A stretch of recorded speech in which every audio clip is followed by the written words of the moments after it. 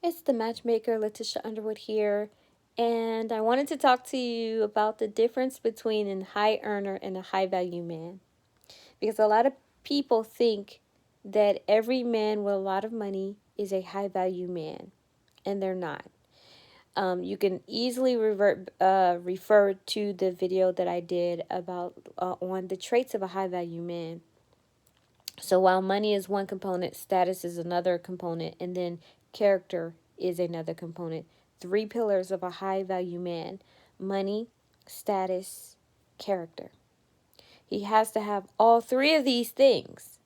He doesn't have to have every single trait, but he needs to have all three of these things in order to be considered a high value man. If he does not have the money, he is just a good man.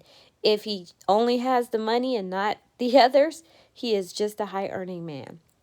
And how women can tell the difference is through character, his mindset, his thought process. A high earning man who is not high value will still have the mindset of, well, I can do what I want. I'm exercising my options. They will have multiple children by multiple women, multiple short term relationships.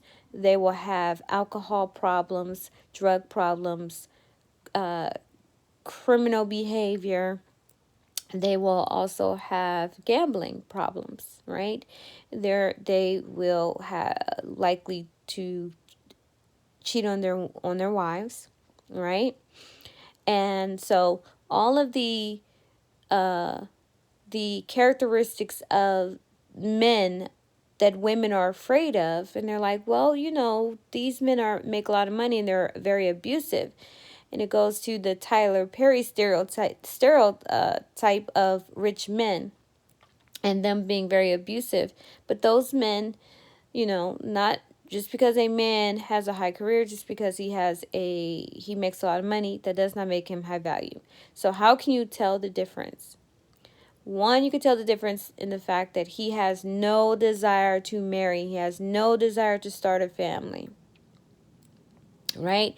Men in those social economic circles, marriage is a pillar of that culture. Family, it solidifies legacy, and all of those men care about their legacy. So they choose women who are going to care about the legacy as well as help create it and to nurture it. Second, he has the maturity factor is not there. The emotional intelligence is not there. You can tell through his conversations, the way that the language he uses. You can clearly tell he's from a lower socioeconomic class, but how can you tell that he's actually a high value man amongst those in the higher socioeconomic classes? Is the language he uses, how well he articulates himself. Is he a leader amongst men and others? Can he inspire people to follow him? Not manipulate, not control, not dominate, but inspire. So even if he's with a woman, he's not using a lot of this red pill manosphere language to try to control a woman, to try to dominate a woman. Just by being who he is, right? Standing on his masculine square gets him to, it inspires people to follow him, to listen to him. So he's a natural leader in that regard. The way that he handles conflict, right? The way that he handles problems, he's very disciplined in it, but yet he can take care of it. So he doesn't run from chaos. He doesn't try to put the responsibility of chaos on someone else. He will stand in the face of that chaos, recognize a problem, and deal with it. He will manage it, or he will find a way to, he's able to get others to manage or deal with the problems that have been created. That's that inspiration piece. So a lot of times when women are talking about they're dealing with high value men, they're actually dealing with high earners, or they're dealing with men who are pretending to be high value or pretending to be high earners.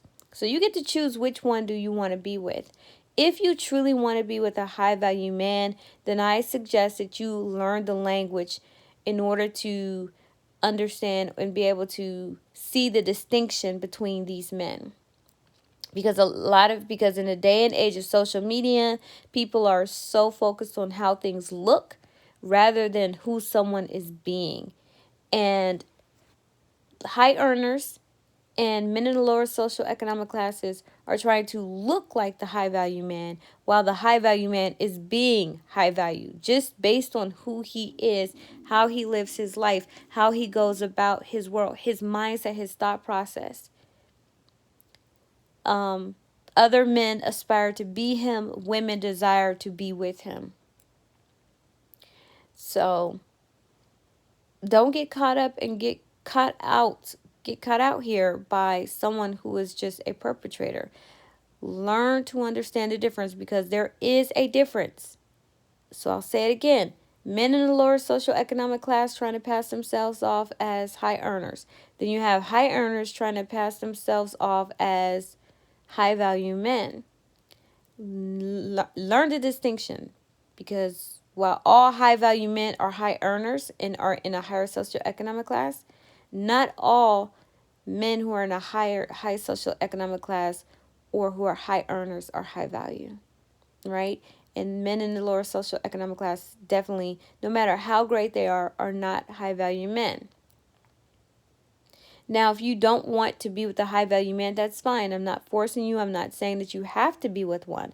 I'm just simply saying that when you look at the Idris Elbas of the world, you look at the Barack Obamas, you look at the Denzel Washingtons, you look at the well, no, I can't say them. When you look at the Bill Clintons, when you look at the Elon Musks, you look at the Bill Gates, Mark Zuckerbergs of the world, and you say, why can't that be me? I want that man. That is a high bar. That shows that you are highly ambitious, but are you motivated? Because it takes a motivated woman to be able to achieve that goal. And it starts with your having distinction for which men are which and who is who.